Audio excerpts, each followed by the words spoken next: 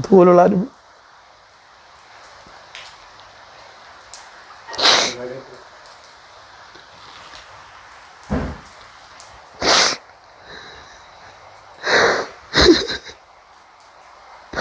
Sorry പാസ്റ്ററെ, sorry. ജീവിതത്തിലെല്ലാം നഷ്ടപ്പെട്ട, പ്രതീക്ഷകൾ നഷ്ടപ്പെട്ട് തകർന്നവൻ, ആർക്കും വേണ്ടാത്തവൻ, ശാപങ്ങൾ മാത്രം പിന്തുടർന്ന ജീവിതം, ഒരു ഗതിയില്ല, സ്വന്തം വീട്ടിൽ പോലും വരാൻ പറ്റാത്ത സാഹചര്യം, എവിടെയൊക്കെയോ കിടന്നു, നാട്ടിൽ വന്നു, തൃശ്ശൂർ സെക്യൂരിറ്റിയുടെ ജോലിക്ക് പോയി. എല്ലാ പ്രിയപ്പെട്ടവർക്കും നമസ്കാരം. ഞാനിന്ന് പുനല്ലൂരിലാണ്. പുനല്ലൂരിൽ ഒരു കർത്താവിൻ്റെ ദാസനെ കാണുവാൻ വേണ്ടി വന്നതാണ്. ഇദ്ദേഹത്തിൻ്റെ പേര് ഉണ്ണികൃഷ്ണൻ നായർ എന്നാണ്. ചില നാളുകൾക്ക് മുമ്പ് ഈ പാസ്റ്ററെക്കുറിച്ച് കേൾക്കുവാനിടയായി തീർന്നു. അതിൻ്റെ പശ്ചാത്തലത്തിലാണ് ഈ പാസ്റ്ററെ കാണുവാനായിട്ട് വന്നേക്കുന്നത്. ഒരു ഹൈന്ദവ നായർ കുടുംബത്തിൽ നിന്ന് രക്ഷയുടെ അനുഭവത്തിലേക്ക് കടന്നു വന്ന ഒരു അനുഗ്രഹീതനായ ഒരു ദൈവദാസനാണ് ഇദ്ദേഹം. യാതൊരു ലജ്ജയും കൂടാതെ റോഡുകളിലും കവലകളിലും വഴിവക്കുകളിലും ബസ് സ്റ്റാൻഡുകളിൽ നിന്ന് യേശുവിനെ ശക്തമായി പ്രസംഗിക്കുന്ന ഒരു അനുഗ്രഹിക്കപ്പെട്ട ഒരു ദൈവദാസനാണ്. ഇദ്ദേഹത്തെ പോലെയുള്ള ആളുകളെ നിങ്ങളുടെ മുമ്പിൽ പരിചയപ്പെടുത്തുന്നത് എൻ്റെ ജീവിതത്തിൽ വലിയൊരു ഭാഗ്യമായി ഞാൻ കാണുകയാണ്. അപ്പോൾ ഈ വീഡിയോ കാണുന്ന അനേക ആയിരക്കണക്കിന് ആളുകൾക്ക് അതൊരു വലിയ പ്രയോജനമായി തീരുമെന്ന് ഞാൻ വിശ്വസിക്കുകയാണ്. ബ്രദറെ, ഞങ്ങളുടെ ഈ YouTube channel gospel TV UP എന്ന ഈ യൂട്യൂബ് ചാനലിലേക്ക് ബ്രദറിന് ഹാർദവമായ സ്വാഗതം. ഞാൻ ബ്രദറിനെ കുറിച്ച് ചില നാളുകൾക്ക് മുമ്പ് അറിഞ്ഞു. അങ്ങനെയാണ് ഞാൻ ഇത്രയും ദൂരം യാത്ര ചെയ്ത് ഇവിടെ എത്തിച്ചേർന്നത്. ബ്രദറിനെ കുറിച്ച് ഒന്ന് രണ്ട് വാക്കിലൊന്ന് പരിചയപ്പെടുത്താം. ആമേൻ. തീർച്ചയായും. Price the Lord. കർത്താവായ യേശു ക്രിസ്തുവിൻ്റെ അതിപരിശുദ്ധമായ നാമം എല്ലാ കാലവും വാഴ്ത്തപ്പെടുമാറാകട്ടെ. ഈ പ്രോഗ്രാം ശ്രദ്ധിക്കുന്ന എല്ലാ പ്രിയപ്പെട്ടവർക്കും എൻ്റെ സ്നേഹവന്ദനം. എൻ്റെ പേര് ഉണ്ണികൃഷ്ണൻ എന്നാണ്. ഞാൻ കൊല്ലം ജില്ലയിൽ പുനലൂരിനടുത്ത് വിളക്കുടി ഇളമ്പൽ തിരുവടി എന്ന സ്ഥലത്ത് ഒരു ഹൈന്ദവ നായർ പശ്ചാത്തലത്തിൽ രവീന്ദ്രൻ പിള്ളയുടെയും ഓമനയമ്മയുടെയും ഏക മകനായിട്ടാണ് ഞാൻ ജനിച്ചു വളർന്നത്. പാസ്റ്റർ, ഈ ക്രിസ്തീയ വിശ്വാസത്തിലേക്ക്, അതായത് ക്രിസ്തുവിനെ കണ്ടെത്താനുള്ള കാരണം എന്തായിരുന്നു? എൻ്റെ ജീവിതത്തിൻ്റെ അനുഭവങ്ങളാണ് അത്. കാരണം എൻ്റെ കുടുംബത്തിൽ എൻ്റെ അപ്പൂപ്പനും അമ്മൂമ്മയും അടങ്ങുന്ന ഒരു യാഥാസ്ഥിതിക കാർഷിക കുടുംബമായിരുന്നു എൻ്റേത്. എൻ്റെ പൂർവികന്മാർ, അതായത് എൻ്റെ അപ്പൂപ്പനൊക്കെ വളരെ ഭക്തിയോടെ ജീവിച്ച ഹൈന്ദവ ആചാരങ്ങളും അനുഷ്ഠാനങ്ങളും അതിൻ്റെ കർമ്മങ്ങളും, അതുപോലെ തന്നെ പ്രഭാതത്തിൽ രാവിലെ 4 മണിക്ക് എൻ്റെ ഗ്രാൻഡ് ഫാദർ, എൻ്റെ അപ്പൂപ്പൻ എഴുന്നേറ്റ് കുളിച്ച് ശരീരമാസകലം കുറിയിട്ട് പൂജാമുറിയിലേക്ക് കയറി, അനേക ദേവീദേവന്മാരുടെ ഫോട്ടോകൾ വെച്ചിട്ടുള്ള പൂജാമുറിയിൽ കയറി നിലവിളക്ക് കത്തിച്ച് പ്രകാശപൂരിതമായ ആ മുറിയിൽ രാമായണം, ഭാഗവതം തുടങ്ങിയ ഹൈന്ദവ മതഗ്രന്ഥ പാരായണങ്ങളും മണിനാദങ്ങളും നല്ല സുഗന്ധ ചന്ദനത്തിരിയുടെ നല്ല മണവുമൊക്കെ നിറഞ്ഞു നിൽക്കുന്ന ഭക്തിസാന്ദ്രമായ ഒരു അന്തരീക്ഷത്തിൽ, ഇങ്ങനെയൊരു പശ്ചാത്തലത്തിലാണ് ഞാൻ ജനിച്ചു വളർന്നത്. എൻ്റെ പൂർവികന്മാരൊക്കെ സൽസ്വഭാവികളും കഠിനാധ്വാനികളും മാതൃകയുടെ ഹൈന്ദവ ആചാരാനുഷ്ഠാനങ്ങളെയൊക്കെ അനുവർത്തിച്ചും അതിനെ വിശ്വസിച്ച് ജീവിച്ച ഒരു കുടുംബമായിരുന്നു. എൻ്റെ ജീവിതത്തിൻ്റെ യാത്രയിൽ യേശു ക്രിസ്തുവിൻ്റെ ഇതിലേക്ക് വരുവാൻ വലിയ പച്ചയായ ജീവിതത്തിൻ്റെ എൻ്റെ അനുഭവങ്ങളാണ് അതിന് എൻ്റെ മുഖാന്തരങ്ങളെന്ന് പറയുന്നത്. അതിലൊന്ന്, എൻ്റെ കുടുംബത്തിൽ കടന്നു വന്ന രോഗത്തിൻ്റെ കാഠിന്യങ്ങൾ. എൻ്റെ അച്ഛൻ നല്ല ചെറുപ്പത്തിൽ തന്നെ, ഞാൻ സ്കൂളിൽ പഠിക്കുന്ന പ്രായത്തിൽ തന്നെ ആരോഗ്യദൃഢഗാത്രനും സുന്ദരനും സുമുഖവനും സൽസ്വഭാവിയും കഠിനാധ്വാനിയുമായ ആരോഗ്യദൃഢഗാത്രനായ എൻ്റെ അച്ഛൻ ഒരു രോഗത്തിന് അടിമപ്പെട്ടു. ആ രോഗം ശരിക്കും, ആ രോഗത്തിൻ്റെ കാഠിന്യം, ആ രോഗം ഏതാണെന്ന് തിരിച്ചറിയുവാൻ അനേക വർഷങ്ങളെടുത്തു. ആ രോഗം പിന്നീടാണ് ശ്രീചിത്രായിൽ നടന്ന വിശദമായ ഡോക്ടർമാരുടെ പരിശോധനയിലാണ് പാർക്കിൻസൺസ് ഡിസീസ് എന്ന് അറിയപ്പെടുന്ന മാരകമായ രോഗമാണെന്ന് മനസ്സിലാക്കുവാൻ സാധിച്ചത്. അങ്ങനെ എൻ്റെ അച്ഛൻ, കുടുംബം നന്നായി നോക്കിക്കൊണ്ടിരുന്ന എൻ്റെ അച്ഛൻ ആ രോഗിയായി മാറി നീണ്ട 19 വർഷം ചേതനയറ്റ നിർജീവമായ പുറങ്ങലിച്ച ശരീരത്തോടു കൂടി 19-20 വർഷത്തോളം കിടക്കയിൽ കിടന്നും എഴുന്നേറ്റും പലപ്പോഴും ഒരുപക്ഷെ ആളടുത്തില്ലാത്ത സമയത്ത് വീണും ഒക്കെ കിടന്ന അച്ഛനെ ഈ രോഗം സ്ഥിരീകരിക്കുമ്പോൾ ബ്രദറിന് എത്ര വയസ്സായിരുന്നു? എൻ്റെ അച്ഛന് രോഗം സ്ഥിരീകരിക്കുമ്പോൾ ഏകദേശം എനിക്ക് 14 വയസ്സോളമേ ഉള്ളായിരുന്നു. നല്ല കൗമാരകാലമായിരുന്നു. അപ്പം എൻ്റെ പൂർവികന്മാർ ഒത്തിരി ഭക്തിയോടെ ജീവിച്ചവരാണ്. എൻ്റെ കുടുംബത്തിൻ്റെ സന്തോഷത്തിനും സമാധാനത്തിനും അഭിവൃദ്ധിക്കും ഒത്തിരി കർമ്മമാർഗ പ്രസക്തമായ കാര്യങ്ങൾ, ക്ഷേത്ര ദർശനങ്ങൾ, നിർമ്മാല്യ ദർശനം, പൂജകൾ, അർപ്പണങ്ങൾ, തർപ്പണങ്ങൾ, ഹോമങ്ങൾ, ശയനപ്രദക്ഷിണം, തേങ്ങ ഉടയ്ക്കൽ, നിരന്തരമായി ഭക്തിയുടെ മാർഗം സ്വീകരിച്ച് മാതൃകയോടെ ജീവിച്ചൊരു കുടുംബമാണ്. എൻ്റെ അച്ഛൻ്റെ പെട്ടെന്നുള്ള ഈ രോഗത്തിൻ്റെ ഈ കാഠിന്യം എൻ്റെ ജീവിതത്തെ വല്ലാതെ ഉലച്ചു. സഹോദരങ്ങൾ എത്ര പേരാണ്? ഞാൻ ഏക മകനാണ്. ഞാനൊരു മകനാണ്, ഞാൻ മാത്രമാണ് ഉള്ളത്. അപ്പോൾ അങ്ങനെ അതിന് മുമ്പ് തന്നെ എൻ്റെ കുടുംബത്തിൽ എൻ്റെ ഒരു ചിറ്റപ്പൻ പട്ടാളത്തിൽ ഓഫീസറായിരുന്നു. അദ്ദേഹം നല്ല ചെറുപ്പത്തിൽ ഏതാണ്ട് 22-ാമത്തെ വയസ്സിൽ നിസ്സാരമായ ഒരു വിഷയത്തിന്, അതായത് താൻ ഇഷ്ടപ്പെട്ട ഒരു സ്ത്രീയെ സ്വന്തം സമുദായത്തിൽ തള്ളുന്നതാണെങ്കിൽ പോലും സാമ്പത്തിക സ്ഥിതി അനുസരിച്ച് അവർ നമ്മുടെ വീട്ടിലെ സാമ്പത്തികം അത്ര ഇല്ലാത്തവരായതുകൊണ്ട് ഞങ്ങളുടെ വീട്ടുകാരൻ്റെ അപ്പൂപ്പൻ വിവാഹം കഴിച്ചു കൊടുക്കാൻ സമ്മതിക്കാത്തതിന് പട്ടാളത്തിൽ വെച്ച് എൻ്റെ ആ ചിറ്റപ്പൻ, വളരെ സുന്ദരനായ മനുഷ്യൻ, ആത്മഹത്യ ചെയ്തു. അങ്ങനെ ഒരു ദുർമരണം എൻ്റെ കുടുംബത്തിൽ ഞാൻ ജനിക്കുന്നതിന് മുമ്പ് തന്നെയുണ്ട്. അതിനുശേഷം എൻ്റെ അച്ഛൻ്റെ നല്ല ചെറുപ്പത്തിലേയുള്ള ഈ രോഗത്തിൻ്റെ കാഠിന്യം വല്ലാതെ എന്നെ തളർത്തി. വേറെ എനിക്കൊരു ചിറ്റപ്പനുണ്ട്. അദ്ദേഹവും നല്ല സുന്ദരനും ആരോഗ്യദൃഢഗാത്രനുമായ മനുഷ്യനായിരുന്നു. അദ്ദേഹം ഹെൽത്ത് ഇൻസ്പെക്ടർ ജോലിയിലിരുന്നതാണ് തിരുവനന്തപുരം കോർപ്പറേഷനിൽ. ആ മനുഷ്യൻ്റെയും ജീവിതത്തിൽ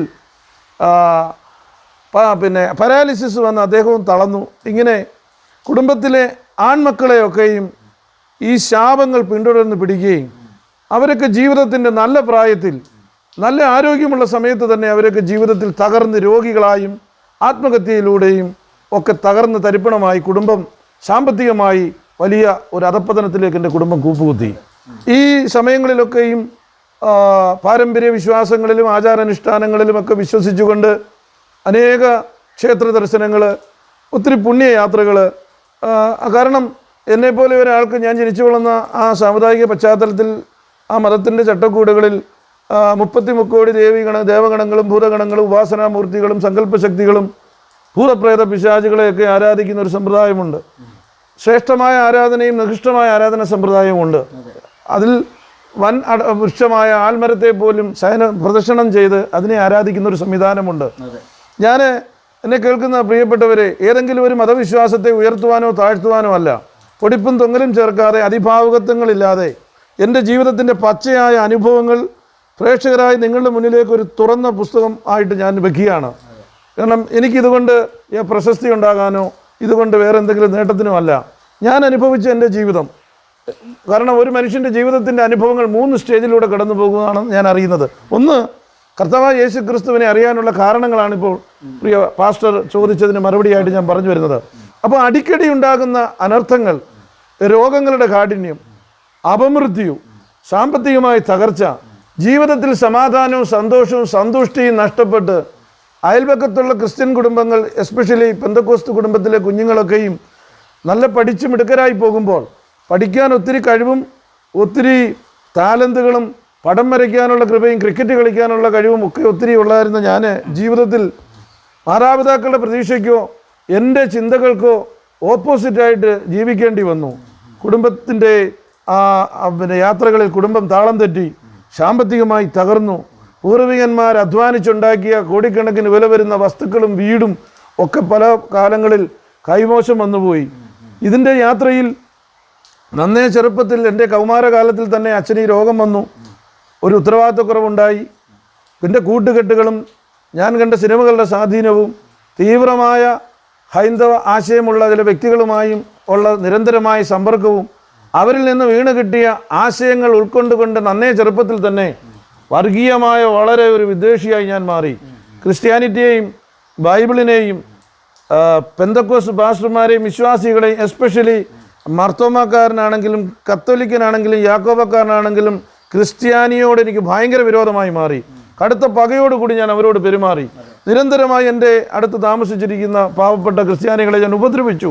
അത് വാക്കുകൊണ്ട് മാത്രമല്ല, ശാരീരികമായ പ്രവൃത്തികൾ കൊണ്ട് അവരെ ഞാൻ മുറിവേൽപ്പിച്ചു. എൻ്റെ വീടിൻ്റെ അടുത്ത് പാവപ്പെട്ട ഒരു മനുഷ്യൻ, ഒരു പെന്തക്കോസ് വിശ്വാസിയായ സാധുവായ സൽസ്വഭാവിയായ ഒരു മനുഷ്യനുണ്ടായിരുന്നു. അദ്ദേഹം ഇളമ്പൽ കോട്ടവട്ടം ചർച്ചക്കോടിലെ ഒരു മെമ്പറായിരുന്നു. റോയ് എന്ന പേര്. കാരണം ഞാൻ ഈ പേര് പറയുന്നത് നമുക്ക് ഇതിനകത്ത് ഒളിച്ചു വെക്കാനൊന്നുമില്ല. ആ മനുഷ്യൻ എൻ്റെ വീടിൻ്റെ സമീപത്ത് ഏകദേശം 14 വർഷത്തോളം വന്ന് തയ്യൽക്കട ഉപജീവന മാർഗത്തിന് വേണ്ടി ചെയ്തു. ആ മനുഷ്യൻ ആർക്കും ഒരു ദോഷം ചെയ്യാത്ത, ഒരു നല്ല വാക്കല്ലാത്ത ഒന്നും പറയത്തില്ല. അത്ര നല്ല മനുഷ്യൻ. ഇത്രയും സാക്ഷ്യമുള്ള ഒരു മനുഷ്യനെ ഞാൻ കണ്ടിട്ടില്ല. ആ മനുഷ്യൻ്റെ കടയിൽ നിരന്തരമായി ചെല്ലുകയും നിരന്തരമായി ആ മനുഷ്യനെ ഞാൻ ഉപദ്രവിക്കുകയും ആ കടയിൽ ഇരുന്നു കൊണ്ട് വൃത്തികേടുകൾ പറയുകയും തെറി പറയുകയും ആ മനുഷ്യൻ്റെ കടയുടെ മനോഹരമായി വെച്ചിരുന്ന എബനേസർ ടൈലേഴ്സ് എന്നുള്ള ബോർഡ് നിരന്തരമായി ഞാൻ പാറക്കല്ലുകൾ പറക്കി എറിഞ്ഞ് തകർത്ത് ആ മനുഷ്യനെ ഞാൻ ഒരുപാട് വേദനിപ്പിച്ചിട്ടുണ്ട്. ആ മനുഷ്യൻ്റെ കടയിൽ ഞാൻ സ്ഥിരമായിട്ട് ചെന്ന് എന്നും ഞാൻ അങ്ങ് ശല്യമായിരുന്നു. എൻ്റെ വാ തുറന്നാൽ പച്ചത്തെറി മാത്രമേ വരത്തുള്ളായിരുന്നു. ജീവിതത്തിലെല്ലാം നഷ്ടപ്പെട്ട് തകർന്ന് ശാപങ്ങൾ പിന്തുടർന്നു. എനിക്ക് തന്നെ രക്ഷപ്പെടത്തില്ലെന്ന് ഒരു തോന്നലുണ്ടായപ്പോൾ എല്ലാവരോടും ഞാൻ പകയോടും വിദ്വേഷത്തോടും വർഗീയമായ ചിന്താഗതികളോടും വൈരാഗ്യത്തോടുമാണ് ഞാൻ പെരുമാറിയത്. അതുപോലെ തന്നെ ഇളമ്പൽ സ്വദേശിയും ഇളമ്പൽക്കാർക്കെല്ലാം സുപരിചിതനുമായിരുന്ന പോസ്റ്റ്മാൻ ജോർജാൻ എന്ന ഒരു മനുഷ്യനുണ്ടായിരുന്നു. വർഷങ്ങൾക്ക് മുമ്പ് 25 വർഷങ്ങൾക്കപ്പുറം അദ്ദേഹം ഇളമ്പൽ പോസ്റ്റ് ഓഫീസിൽ ജോലി ചെയ്യുന്ന സമയത്ത് എൻ്റെ വീട്ടിൽ എഴുത്തുമായി വരുമ്പോൾ എൻ്റെ വീട്ടിൽ നിന്ന് ഒരു 2 വീലർ മാത്രം ഇറങ്ങി വരുന്ന വഴിയിൽ മനഃപൂർവ്വമായി അദ്ദേഹം 2 വീലർ പഠിച്ചു വരികയാണ്. ശരിക്കും ബാലൻസ് ആയിട്ടില്ല. വലിയ പാറക്കല്ല് കൊണ്ടുവച്ചിട്ട് ഞാൻ പതിയിരിക്കുമായിരുന്നു അദ്ദേഹം വീഴുന്നത് കാണുവാൻ. എനിക്കൊരു ദോഷം അദ്ദേഹം ചെയ്തിട്ടില്ല. അതുപോലെ ഒരു TPM ചർച്ചിൻ്റെ സമർപ്പണത്തിന് അനേക വണ്ടികൾ പാസ്റ്റർമാരുടെ പൊയ്ക്കൊണ്ടിരിക്കുമ്പോൾ മനഃപൂർവ്വം ഞാൻ ആ ടൗണിൽ ആ തിരുവഴി ജംഗ്ഷനിൽ ഒരു അടി സൃഷ്ടിച്ചിട്ട് ക്രിയേറ്റ് ചെയ്തിട്ട് അവരുടെ ആ യാത്രയെ ഞാൻ തടസ്സപ്പെടുത്തി. അതുപോലെ തന്നെ പുനലൂർ MLA റോഡിൽ സ്ഥിതി ചെയ്യുന്ന അസംബ്ലീസ് ഓഫ് ഗോഡിൻ്റെ ആ ചർച്ചിൻ്റെ അടുത്തായിട്ട് ഒരു ബിൽഡിങ്ങിൽ അമേരിക്കയിൽ നിന്ന് വന്ന ഒരു പാസ്റ്റർ താമസിക്കുന്നതെന്ന് അറിഞ്ഞിട്ട് എൻ്റെ സ്വദേശിയും, അദ്ദേഹത്തിൻ്റെ പേര് ഞാൻ പറയാൻ ആഗ്രഹിക്കുന്നില്ല, ഒരു തീവ്രമായ സംഘടനയിൽ പ്രവർത്തിക്കുന്ന ഒരു വ്യക്തി എന്നെയും കൊണ്ട് അവിടെ ചെന്നിട്ട് ആ പാസ്റ്ററെ ഭീഷണിപ്പെടുത്തി അന്നത്തെ കാലത്ത് 2000 രൂപ വാങ്ങിച്ചു. അതിൽ 500 രൂപ എനിക്ക് തന്നു.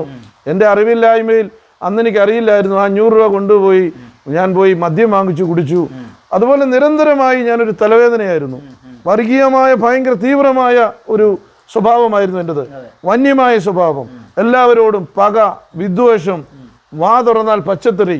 ഇതിൻ്റെ ഇടയിൽ ജീവിതത്തിൻ്റെ യാത്രയിൽ ഒരു കൂട്ടുകാരനെ പോലെ മദ്യം, ലഹരി, കഞ്ചാവ്, പാൻപരാഗ്, തമ്പാക്ക്, വാറ്റുചാരായം, വീട്ടിൽ കയറാതെ കടത്തിണ്ണകളിൽ കിടന്ന് ഛർദ്ദിച്ച് കപ്പക്കാട്ടിൽ കിടന്ന് ഉത്സവപ്പറമ്പുകളിൽ കിടന്നുറങ്ങി എൻ്റെ SSLCയോടെ എൻ്റെ വിദ്യാഭ്യാസം തകർന്ന് പഠിക്കാൻ മിടുക്കനായിരുന്ന എൻ്റെ ജീവിതം താറുമാറായി.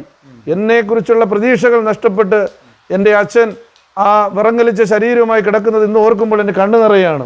എൻ്റെ പച്ചയായ ജീവിതാനുഭവങ്ങളാണ് പാസ്റ്റേ പറയുമ്പോൾ ഇപ്പോൾ എൻ്റെ ഹൃദയം വിങ്ങുന്നുണ്ട്. കാരണം ഒരു മകനെന്നുള്ള കടമ നിർവഹിക്കാൻ കഴിയാത്ത ഏറ്റവും മഹാഭാവികളിൽ ഒന്നാമനായി ജീവിച്ച ഒരാളായിരുന്നു. പാരമ്പര്യത്തിൽ എരിവ് പൂണ്ട് അപ്പോസ്തലനായ പൗലോ അപ്പോസ്തലനാകുന്നതിന് മുമ്പ് ശൗലായിരുന്നു. അത്രയും പാരമ്പര്യത്തിൽ എരിവ് പൂണ്ട് ക്രിസ്ത്യാനിറ്റിയെയും ഈ മാർഗത്തെയും നശിപ്പിക്കാൻ നടന്ന ഒരു വ്യക്തിയായിരുന്നു ഞാൻ. എന്നെയും കൊണ്ടാവും വിധം എൻ്റെ അയൽപക്കത്ത് താമസിക്കുന്നവരെ നിരന്തരമായി ഞാൻ ശല്യം ചെയ്യുമായിരുന്നു. പല കാര്യങ്ങളും എനിക്ക് ഈ പ്ലാറ്റ്ഫോമിലൂടെ പറയാൻ ബുദ്ധിമുട്ടുണ്ട്. അത്രയ്ക്കും മ്ലേച്ഛമായ, അത്രയ്ക്കും നികൃഷ്ടമായ, അത്രയ്ക്കും വന്യമായ, ആര് പറഞ്ഞാലും അനുസരിക്കാത്ത ഒരു നിഷ്ഠൂര സ്വഭാവത്തിന് ഉടമയായിരുന്നു ഞാൻ. ആ വ്യക്തിയാണ് ഇന്ന് പാസ്റ്ററോട് ഈ സാക്ഷ്യം പറഞ്ഞുകൊണ്ടിരിക്കുന്നത്. അങ്ങനെ ആ ജീവിതത്തിൻ്റെ യാത്രയിൽ മദ്യവും ലഹരിയും കഞ്ചാവും പാൻപരാക്കും തമ്പാക്കും തുടങ്ങിയ മാരകമായ ലഹരികൾക്ക് അടിമപ്പെട്ട് വീട്ടിൽ കയറാതെ, വീട്ടുകാർ പറഞ്ഞാൽ കേൾക്കാതെ, എന്നും പ്രശ്നങ്ങളും അടിയും വഴക്കുമായി പോലീസുകാർ എൻ്റെ വീട്ടിൽ എന്നെ തേടി വരാൻ തുടങ്ങി. നാട്ടിൽ എന്ത് വിഷയമുണ്ടെങ്കിലും ഒരുപക്ഷെ ഞാനില്ലെങ്കിൽ പോലും അവർ പറയും അത് ഉണ്ണികൃഷ്ണനും കൂടെ ഉണ്ട്, അവനാണ് ഇതിൻ്റെ ആള്. അങ്ങനെ ഞാൻ നാട്ടുകാർക്ക് പേടി സ്വപ്നമായി മാറി. രാത്രിയിൽ പാവപ്പെട്ട ആളുകൾക്ക് വഴി പോലും നടക്കാൻ പറ്റാത്തതുപോലെ അങ്ങ് ശല്യമായി. പരസ്യമായി മദ്യപാനവും, പരസ്യമായി എനിക്ക് ഈ പബ്ലിക്കായിട്ട് എനിക്ക് ഇതിനകത്തോട് പറയാൻ ബുദ്ധിമുട്ടുണ്ട് പാസ്റ്റേ. അത്രമാത്രം മ്ലേച്ഛമായ ഒരു ജീവിതം നയിച്ച ഒരാളായിരുന്നു. ഈ ലോകത്തിൻ്റെ നൈമിഷികമായ സുഖങ്ങൾ അതായിരുന്നു എൻ്റെ ഫിലോസഫി. തിന്നുക, കുടിക്കുക, ആനന്ദിക്കുക, പിന്നെ മരണത്തിനപ്പുറമായ ഒരു ജീവിതമുണ്ട് എന്നും മനുഷ്യൻ പാപിയാണെന്നും യേശുക്രിസ്തു രക്ഷകനാണെന്നും എനിക്കറിയില്ല. ഞാൻ സുവിശേഷം കേട്ടിട്ടുണ്ട്. ഞാൻ പൊള്ളൂർ സ്വദേശിയാണ്. എൻ്റെ വീട്ടിൽ പലപ്പോഴും സുവിശേഷകർ കടന്നു വന്നിട്ടുണ്ട്. അവരെ ഞാൻ കളിയാക്കി ഞാൻ പറഞ്ഞു വിട്ടിട്ടുണ്ട്. പുതിയ നിയമം എനിക്ക് കിട്ടിയിട്ടുണ്ട്. എൻ്റെ കവലകളിൽ ഞാൻ ജനിച്ച തിരുവടിയിൽ അനേക ദൈവദാസന്മാർ വന്ന് മോനെ യേശുക്രിസ്തു നിന്നെ സ്നേഹിക്കുന്നു എന്ന് പറയുമ്പോൾ എനിക്ക് പുച്ഛമായിരുന്നു. ഞാൻ പുച്ഛത്തോടെ അവരെ കണ്ടിരുന്നു. ഞാൻ കളിയാക്കിയിരുന്നു. ചക്കയുള്ള വീട്ടിലെ യോഗം കൂടാവൂ, അത് കൊത്തനായാലും വിളഞ്ഞതായാലും തിന്നുകൊള്ളണം, യേശു നല്ലവൻ, നല്ല മീശയുള്ളവൻ, നല്ല ബോഡിയുള്ളവൻ എന്ന് പറഞ്ഞ് അന്യഭാഷയിൽ പോലും അന്യഭാഷയെ പോലും കളിയാക്കുന്ന രീതിയിൽ ഞാൻ അന്യഭാഷയാണെന്ന് പറഞ്ഞ് ഞാൻ കളിയാക്കി. ഏറ്റവും കൂടുതൽ ഈ മാർഗത്തെ ഞാൻ വെല്ലുവിളിച്ച് നടന്ന ഒരു ചെറുപ്പക്കാരനായിരുന്നു. എൻ്റെ ജീവിതത്തിൻ്റെ യാത്രയിൽ മദ്യമില്ലാതെ കിടന്നുറങ്ങുവാൻ പറ്റാത്ത രാത്രികൾ എല്ലാം നഷ്ടപ്പെട്ടു. ശാപങ്ങൾ എൻ്റെ പുറകെ ഒന്നിനു പുറകെ ഒന്നായി വന്നു. സമാധാനം എന്ന് പറയുന്നത് ഉണ്ണികൃഷ്ണൻ ഒരു മരീചികയായി മാറി. കേരളത്തിലെ ഏറ്റവും പ്രശസ്തവും പ്രഗത്ഭരുമായ ജ്യോതിഷന്മാർ അടുത്ത അനേക സ്ഥലങ്ങളിൽ അനേക വട്ടം അവിടെ പോയി അവർ കവടി നിരത്തി ആലോചന പറഞ്ഞു. രക്ഷപ്പെടുവാൻ വേണ്ടി കയ്യിൽ ചരട് ജപിച്ച് കെട്ടി, നവരത്ന മോതിരം ധരിച്ചു, ജന്മനക്ഷത്ര കല്ല് ധരിച്ചു, പഞ്ചാക്ഷരി മന്ത്രം, ഗായത്രി മന്ത്രം, ശിവസഹസ്രനാമം, വിഷ്ണു സഹസ്രനാമം, ദേവീ സഹസ്രനാമം, ഹനുമത് യന്ത്രങ്ങൾ, ഇതെല്ലാം ലക്ഷക്കണക്കിന് ഉരു പ്രഭാതത്തിൽ കുളിച്ച് ഈറനോടെ വന്ന് ഉരുവിട്ടു. എനിക്കൊരു മോക്ഷവും കിട്ടിയില്ല. കേരളത്തിലെ പുണ്യ പാവനമായ ക്ഷേത്രങ്ങൾ പലവരും സന്ദർശിച്ചു. ശബരിമലയിൽ ഇരുമുടി കെട്ടുമെടുത്ത് മണിക്കൂർ ക്യൂ നിന്ന് ശബരിമലയിൽ പലവട്ടം ദർശനം നടത്തി. ഒരു സമാധാനം കിട്ടിയില്ല. ഒരു ഭിക്ഷാന്തേഹിയായി, നഗ്നപാതനായി, 1001 പടികൾ കയറി, അനേക വീടുകളിൽ കയറി ഭിക്ഷയെടുത്ത് പളനിയിൽ പലവട്ടം ദർശനം നടത്തി. ജീവിതത്തിൽ ഒരു സമാധാനം ഉണ്ടായില്ല. തേങ്ങ 100 കണക്കിന് ഉടച്ചു, ഒരു സമാധാനം ഉണ്ടായില്ല. ജീവിതത്തിൽ എവിടെങ്കിലും സമാധാനം കിട്ടുന്ന ഒരു ഇടമുണ്ടെന്നറിഞ്ഞാൽ അവിടെ ഓടിപ്പോകുമായിരുന്നു. ദർഗകൾ സന്ദർശിച്ചു, കുരിശടികളിൽ കൊണ്ടുപോയി മെഴുകുതിരി കത്തിച്ചു.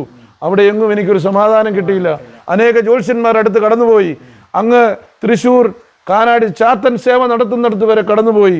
എവിടെങ്കിലും ഒരാളുണ്ട്, അവിടെ ചെന്നാൽ നിന്റെ പ്രശ്നങ്ങൾക്ക് പരിഹാരം തരും, ഇന്ന ജ്യോത്സ്യൻ നല്ലതാണെന്ന് പറഞ്ഞാൽ അവിടെയെല്ലാം ഞാൻ കടന്നുപോയി. കേരളത്തിലെ ഏറ്റവും പ്രശസ്തരും പ്രഗത്ഭന്മാരായ അനേക ജ്യോത്സ്യന്മാരുടെ എന്ന് വെച്ചാൽ പട്ടാഴി, ആറാട്ടുപുഴ ശശിധരൻ, കോട്ടയം കുടമാളൂർ ശർമ്മ തുടങ്ങി പാഴൂർ പടിപ്പുരയിലെ ബുധശുക്രന്മാരുടെ സാന്നിധ്യമുണ്ടെന്ന് പറയപ്പെടുന്ന അവിടെ വരെയും പോകാനുള്ള സാഹചര്യങ്ങൾ എൻ്റെ ജീവിതത്തിലുണ്ടായി.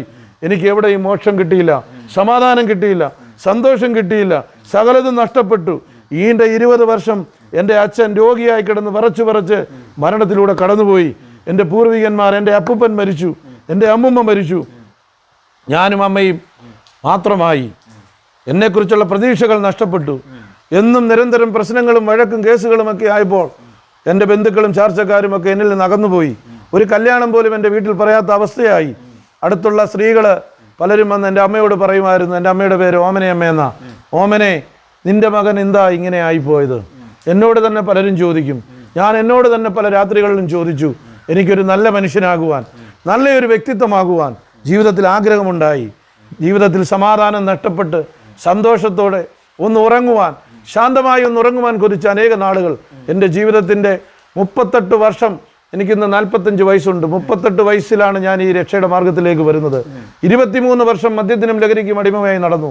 പൂർവികന്മാർ ഉണ്ടാക്കിയ കോടിക്കണക്കിന് വില വരുന്ന വീടും സ്ഥലവും വസ്തുക്കളും, വീട്ടിലിരുന്ന TV പോലും വിറ്റ് ഞാൻ മദ്യപിച്ചു.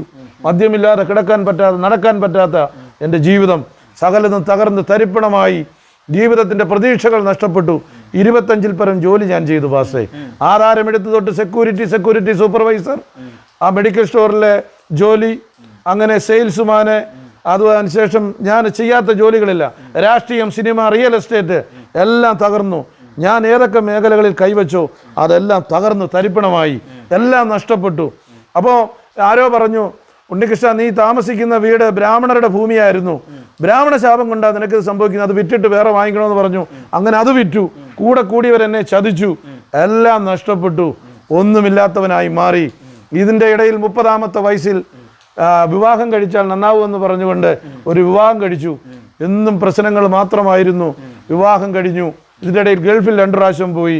അവിടെയും എനിക്ക് സമാധാനം കിട്ടിയില്ല, സന്തോഷം കിട്ടിയില്ല. എൻ്റെ ഭാര്യ അവിടെ ഉണ്ടായിരുന്നു. അവിടെ വെച്ചാണ് എൻ്റെ ജീവിതത്തിലെ ഒരു ടേണിംഗ് പോയിൻ്റ് ഉണ്ടാവുന്നത്. വളരെ വിഷമത്തോടെ ഞങ്ങളിങ്ങനെ കഴിഞ്ഞുകൂടുമ്പോൾ ഞങ്ങൾ താമസിക്കുന്ന UAE അജ്മാനിൽ ഒരു ഫ്ലാറ്റിൻ്റെ അപ്പുറത്ത് നിന്നുകൊണ്ട് മലയാളിയായ ഒരു ചേച്ചി എൻ്റെ ഭാര്യയോട് ചോദിച്ചു, മകളെ നിൻ്റെ വീട് എവിടെയാണ്? അപ്പോൾ എൻ്റെ ഭാര്യ പറഞ്ഞു, ഞങ്ങൾ പുനലൂർക്കാരി. അപ്പോൾ അവർ പറഞ്ഞു, ആ പുനലൂരാണോ? ഞങ്ങൾ അഞ്ചലാണല്ലോ. ഓക്കെ, ഞങ്ങളിവിടെ ചെറിയൊരു പ്രാർത്ഥനാ കൂട്ടായ്മ നടത്തുന്നുണ്ട്. എല്ലാ വ്യാഴാഴ്ച ദിവസവും വൈകുന്നേരം നിങ്ങൾ താല്പര്യമുണ്ടെങ്കിൽ കടന്നു വാ. നിനക്ക് ചോദിച്ചപ്പോൾ മക്കളില്ല എന്ന് പറഞ്ഞു. അങ്ങനെ ഞാനും ഭാര്യയും കൂടെ ആ കൂട്ടായ്മയ്ക്ക് കടന്നുപോയി. 1 മാസത്തോളം കടന്നുപോയി. ആ പെന്തക്കോസ് വേർപെട്ട ആ ഒരു 7-8 പേരടങ്ങുന്ന ഒരു ചെറിയ കൂട്ടം, അവർ വളരെ ആത്മാർത്ഥതയോടെ, കണ്ണുനീരോടെ, ഒരു പരിചയമില്ലാത്ത എനിക്കും എൻ്റെ ഭാര്യയ്ക്കും എനിക്ക് വേണ്ടി ആത്മാർത്ഥമായി പ്രാർത്ഥിക്കുന്നത് കണ്ടു. അവരുടെ ആത്മനിറവിലുള്ള ആരാധന ഞാൻ കണ്ടു. അങ്ങനെ ഞാൻ അവിടെ വെച്ച് പൂർണ്ണമായും സ്തോത്രം വിശ്വസിച്ച് ഞാൻ ദൈവസന്നിധിയിൽ എന്നെ തന്നെ ഏൽപ്പിച്ചു. കൃത്യം 1 മാസം കഴിഞ്ഞു, 1.5 മാസം കഴിഞ്ഞു. വീണ്ടും ഞങ്ങൾ ഈ പ്രാർത്ഥന കഴിഞ്ഞ് പോയി ടെസ്റ്റ് ചെയ്ത് നോക്കിയപ്പോൾ എൻ്റെ ഭാര്യ പ്രഗ്നൻ്റ് ആണെന്ന് മനസ്സിലായി. ഒരു വലിയ അത്ഭുതമാണ്. സ്തോത്രം. അന്ന് വരെ കുട്ടികളില്ലായിരുന്നു എനിക്ക് ഒരു അത്ഭുതം. അപ്പോൾ എനിക്ക് മനസ്സിലായി, കർത്താവായ യേശു ക്രിസ്തു പ്രാർത്ഥന കേൾക്കുന്നവൻ മാത്രമല്ല, മനുഷ്യൻ്റെ പ്രാർത്ഥനയ്ക്ക് മറുപടി തരാൻ കഴിയുന്ന സർവശക്തനായ ദൈവമാണെന്ന് എനിക്ക് മനസ്സിലായി. കാരണം 38 വർഷം ഞാൻ വിശ്വസിച്ച പിന്തുടരുന്ന ആ ദേവീ ദേവന്മാർക്കോ സങ്കല്പശക്തികൾക്കോ ഉപാസനാമൂർത്തികൾക്കോ ചെയ്തു തരാൻ കഴിയാത്ത വലിയൊരു മിറക്കിൾ എൻ്റെ ജീവിതത്തിൽ ഒരു 10 പൈസ പോലും മുടക്കാതെ കർത്താവായ യേശു ക്രിസ്തു എനിക്കൊരു കുഞ്ഞിനെ തന്നു. എൻ്റെ ഭാര്യ പ്രഗ്നൻ്റ് ആണെന്ന് മനസ്സിലായി. അവിടെ വെച്ച് അവരെന്നെ വിശ്വാസ സ്നാനത്തിലേക്ക് കൊണ്ടുവരുവാൻ തീരുമാനമെടുത്തു. ഞാൻ പൂർണ്ണമായി സമർപ്പിച്ചു. പക്ഷേ വീണ്ടും എൻ്റെ ഭാര്യ ഒരു പിന്മാറ്റത്തിൻ്റെ അവസ്ഥയിൽ വന്നിട്ട്, കാരണം പാരമ്പര്യം വിട്ടുവരിക എന്ന് പറയുന്നത് നിസ്സാരമായ ഒരു കാര്യമല്ല. ഒരു പെന്തക്കോസ് അനുഭവത്തിൽ ജനിച്ചു വളർന്ന ഒരാൾക്ക് ഇത്രയും കാഠിന്യമായ ജീവിതത്തിൻ്റെ ശോധനകളിലൂടെ കടന്നു പോകാൻ പറ്റുകയില്ല. ഒരു ഹൈന്ദവ നായർ പശ്ചാത്തലത്തിലോ ഒരു ഇസ്ലാമിക പശ്ചാത്തലത്തിലോ ഒക്കെ ജനിച്ചു വളർന്ന ഒരാൾ പെന്തക്കോസ് അനുഭവത്തിലേക്ക് വരുമ്പോൾ അനുഭവിക്കുന്ന തീവ്രമായ സംഘർഷങ്ങളുണ്ട്. അത് മാനസികം മാത്രമല്ല, അത് ശാരീരികം, ഒറ്റപ്പെടലുകൾ, അവഗണനകൾ, ഭീഷണികൾ, ചിലപ്പോൾ ജീവൻ പോകേണ്ടി വരുന്ന സാഹചര്യങ്ങളുണ്ടാകും. അതുകൊണ്ട് അത് പേടിച്ചൊക്കെ ആയിരിക്കാം എൻ്റെ ഭാര്യ എന്നെ ആ വിശ്വാസ സ്നാനത്തിൽ നിന്ന് പിന്മാറ്റി. വീണ്ടും ഞാൻ കടന്നു വന്നു. പ്രശ്നങ്ങളുടെ മേളിൽ പ്രശ്നമായി. യേശുക്രിസ്തുവിനെ ഞാൻ പ്രാർത്ഥിക്കും, വീണ്ടും എല്ലാവരും എതിരായി എന്നെനിക്ക് മനസ്സിലായി കഴിഞ്ഞപ്പോൾ ഈ പാരമ്പര്യത്തിലേക്ക് വരാനുള്ള ബുദ്ധിമുട്ട് കാരണം വീണ്ടും ഞാൻ അങ്ങനെ തന്നെ നിന്നു. വീണ്ടും മദ്യത്തിനടിമയായി, സമാധാനം നഷ്ടപ്പെട്ടു, ശാന്തി നഷ്ടപ്പെട്ടു, എല്ലാം തകർന്ന് തരിപ്പണമായി. തീർത്ഥാടന യാത്രകളുടെ പരമ്പര നടത്തി. അങ്ങനെ ഞാൻ യാത്ര ചെയ്യുന്ന കൂട്ടത്തിലാണ് ചെങ്ങന്നൂർ ശിവക്ഷേത്രത്തിന് സമീപം അവിടെ ഈ താളിയോലക്കെട്ടുകൾ എടുത്തു വെച്ചിട്ട് അത് പരതി നോക്കിയിട്ട് മനുഷ്യൻ്റെ പൂർവ്വ ദോഷങ്ങൾ എന്താണെന്ന് മനസ്സിലാക്കുന്ന ഒരു സംവിധാനമുണ്ട്. അപ്പം ഞാൻ അവിടെ ചെന്നു, കടം വാങ്ങിച്ച 1000 രൂപയുമായി ചെന്നു. അവർക്കത് ദക്ഷിണ കൊടുത്തു. അവരൊത്തിരി താളിയോലക്കെട്ടുകൾ കൊണ്ടുവന്നിട്ട് അത് പരതി നോക്കിയിട്ട് അവരിങ്ങനെ പറഞ്ഞു, ഉണ്ണികൃഷ്ണ മകനെ, താങ്കളുടെ അനുഭവിക്കുന്ന പ്രശ്നങ്ങളുടെ കാരണം പൂർവ്വജന്മ ദോഷമാണെന്ന് പറഞ്ഞു. അപ്പം ഞാൻ സ്വാഭാവികമായിട്ടും ചോദിച്ചു, ഞാൻ പൂർവ്വജന്മത്തിൽ ആരായിരുന്നു, എന്താണ് എൻ്റെ തെറ്റുകൾ?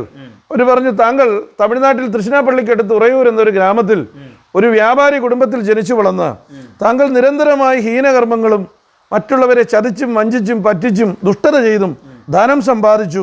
അവസാനം മരണാസന്നനായി കിടക്കുമ്പോൾ പശ്ചാത്താപമുണ്ടായി. പക്ഷേ പാപപരിഹാരം അല്ലെങ്കിൽ ഈ ഹീനകൃത്യങ്ങൾക്ക് പരിഹാരം ചെയ്യാതെ മരിച്ചതുകൊണ്ടാണ് ഞാൻ രവീന്ദ്രൻപിള്ളയുടെ ഓമനയമ്മയുടെ മകനായി ഈ ജന്മത്തിൽ ഞാൻ ഇവിടെ ജനിച്ചതെന്ന് പറഞ്ഞപ്പോൾ ഞാൻ വിശ്വസിച്ചു.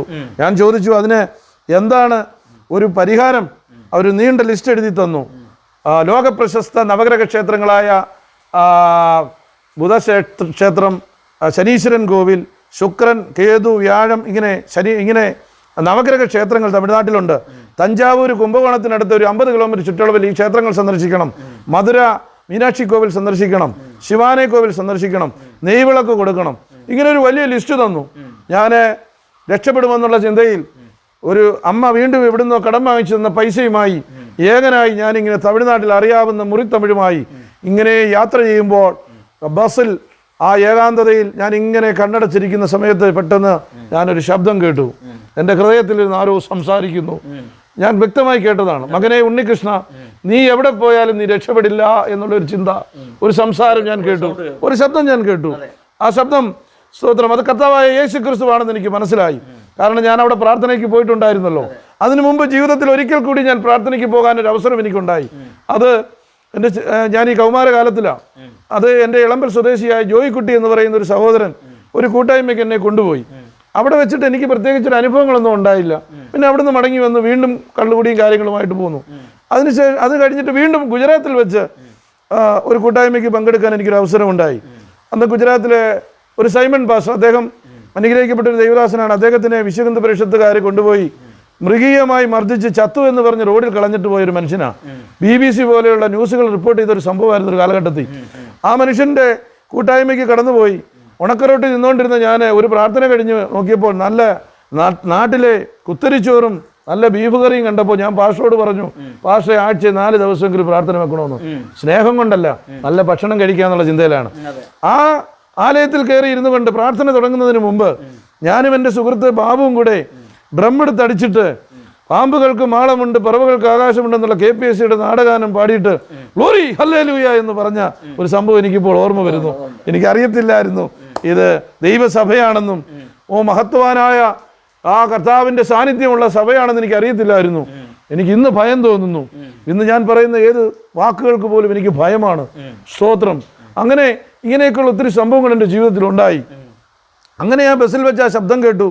പാരമ്പര്യം വിടാനുള്ള മടി കൊണ്ടും ഭയം കൊണ്ടും ആ ക്ഷേത്ര ദർശനങ്ങളൊക്കെ പൂർത്തീകരിച്ച് മടങ്ങി വന്നിട്ട് വീണ്ടും ഞാൻ ഗൾഫിലൊരു വിസ കിട്ടിപ്പോയി. ഞാൻ വലിയ പ്രതിസന്ധിയിൽ അകപ്പെട്ടു. രക്ഷപ്പെടാൻ കഴിയാത്ത വിധം എനിക്കറിയാത്ത ജോലി, അതിൻ്റെ മാനേജ്മെൻറ്റുകൾ നിരന്തരം പ്രശ്നമുണ്ടാക്കി. ഒത്തിരി മദ്യക്കുപ്പികൾ മാത്രം വാങ്ങിച്ചു വെച്ചിട്ട് മദ്യം കുടിച്ച് ഭ്രാന്തനെ പോലെ ഞാൻ തകർന്നു. ജീവിതത്തിൻ്റെ അവസാനത്തെ പ്രതീക്ഷയായിരുന്ന ആ ഗൾഫിലെ ആ ജോലിയും തകർന്നു. ഞാൻ അവിടെ ഇരുന്ന് കരഞ്ഞു. ഞാൻ വിശ്വസിച്ച ദേവീദേവന്മാരെ വിളിച്ചു നിലവിളിച്ചു, നിങ്ങൾക്ക് ആർക്കെങ്കിലും എന്നെ രക്ഷിക്കാൻ കഴിയുമോ? അവരാരും രക്ഷിക്കാൻ ഇറങ്ങി വന്നില്ല. അവിടെ വെച്ച് എൻ്റെ ഉള്ളിൽ പരിശുദ്ധാത്മാവിൻ്റെ എനിക്കറിയത്തില്ലായിരുന്നു വലിയൊരു ആത്മാവിൻ്റെ സാന്നിധ്യം, ഒരു വലിയ സ്വാധീനം എന്നിൽ വന്നു. അവിടെ വെച്ച് ഞാൻ ആ ഗൾഫിൻ്റെ മണ്ണിൽ വെച്ചാണ് തീരുമാനമെടുക്കുന്നത്. കർത്താവായ യേശു ക്രിസ്തുവിനെ രക്ഷകനും കർത്താവുമായി സ്വീകരിക്കാൻ പൂർണ്ണ മനസ്സോടെ ഞാൻ അവിടെ വെച്ച് തീരുമാനമെടുത്തു. എൻ്റെ കയ്യിൽ കെട്ടിയിരുന്ന ഏലസ് പൊട്ടിച്ചെറിഞ്ഞു. കയ്യിലിരുന്ന ഫോട്ടോകളൊക്കെ എടുത്തു കളഞ്ഞു. ഞാൻ എൻ്റെ ഒരു സുഹൃത്ത്, നാട്ടിലുള്ള ഒരു സുഹൃത്ത് മുഖേന, ഒരു പെന്തക്കോസ്ത് സുഹൃത്ത് മുഖേന ഞാനൊരു പാസ്റ്റർ എനിക്ക് പരിചയപ്പെടണം, നാട്ടിൽ വന്നിട്ട് എനിക്ക് വിശ്വാസ സ്നാനം സ്വീകരിക്കണമെന്ന് പറഞ്ഞു. എൻ്റെ ഉള്ളിൽ വന്നതാണ് വിശ്വാസ സ്നാനം സ്വീകരിക്കുക എന്നുള്ളൊരു ചിന്ത. അങ്ങനെ ഞാൻ അവിടെ വെച്ചുകൊണ്ട് അനുഗ്രഹിക്കപ്പെട്ട ദൈവദാസനായിരിക്കുന്ന പുല്ലൂർ ഷാരൺ ഫെലോഷിപ്പ് ചർച്ചിലെ ജോൺസൺ പാസ്റ്ററിൻ്റെ മകനുമായിട്ട് കോൺടാക്ട് ചെയ്തു. അദ്ദേഹം ആ സമയത്ത് UAE ഒരു വിസിറ്റിലുണ്ടായിരുന്നു. അദ്ദേഹം ചില 2 പാസ്റ്റർമാരെ എൻ്റെ അടുത്തേക്ക് വിട്ടു, ഞാൻ എങ്ങനെയുണ്ടെന്ന് അറിയാൻ വേണ്ടി. അവർ വന്നപ്പോൾ ഞാൻ ആ ഗൾഫിലെ അജ്മാനിലെ ആ ലേബർ ക്യാമ്പിൽ ഒരു 7-8 മദ്യക്കുപ്പിയുടെ അടുത്ത് കുടിച്ച് മൂക്കറ്റം ബോധമില്ലാതെ ഒരു ഭ്രാന്തനെ പോലെ ഞാൻ ഇരിക്കുക. അവരെന്നോട് കുറച്ച് കാര്യങ്ങൾ സംസാരിച്ചു. എനിക്കൊന്നും മനസ്സിലായില്ല. അവർ പോകുക എന്ന് പറഞ്ഞ് പോയിട്ട് അവർ ജോൺസൺ പാസ്റ്ററേയും ജിജോ പാസ്റ്ററേയും വിളിച്ചിട്ട് പറഞ്ഞു, നിങ്ങൾ ആ ഉദ്യമം ഉപേക്ഷിച്ചേരെ, ആ സഹോദരൻ ഒരിക്കലും രക്ഷപ്പെടത്തില്ല എന്നു. മനുഷ്യൻ വിധിയെഴുതി, പാസ്റ്റർമാർ വിധിയെഴുതി, സമൂഹം വിധിയെഴുതി, സമുദായം വിധിയെഴുതി, ഞാൻ ഒരിക്കലും രക്ഷപ്പെടത്തില്ല എന്ന്. Price the Lord. പക്ഷേ എന്നെ കർത്താവ് കണ്ടു. ഞാൻ ആ തീരുമാനത്തിൽ ഉറച്ചു നിന്ന് അവിടെ വെച്ച് ഞാൻ വിസ ക്യാൻസൽ ചെയ്ത് വിസയുടെ പൈസയും കൊടുത്തിട്ട് തകർന്ന മനസ്സുമായി, ലോകത്തിൽ എന്നെപ്പോലെ തകർന്ന ഒരു പ്രവാസി ഉണ്ടോ എന്ന് ചോദിച്ചാൽ ഇല്ല പാസ്റ്ററേ. ഞാൻ ഷാർജയിൽ നിന്ന് വിമാനം കയറി ഞാൻ നാട്ടിലേക്ക് വരുമ്പോൾ എൻ്റെ അടുത്ത് സന്തോഷത്തോടെ ജോലി ചെയ്ത് നല്ല ലഗേജുമൊക്കെയായി ചിരിച്ചുല്ലസിച്ച് പോകുന്ന യാത്രക്കാരെ കണ്ടു. അതിലിരുന്ന ഒരു സഹോദരൻ എന്നോട് ജോലിയെക്കുറിച്ച് ചോദിച്ചപ്പോൾ എൻ്റെ കണ്ണുകളിലൂടെ കണ്ണുനീര് ധാരധാരയായി ഒഴുകുമായിരുന്നു. ജീവിതത്തിൽ എല്ലാ പ്രതീക്ഷകളും തകർന്ന ഒരു ചെറുപ്പക്കാരൻ. ഇതുപോലുള്ള അനുഭവം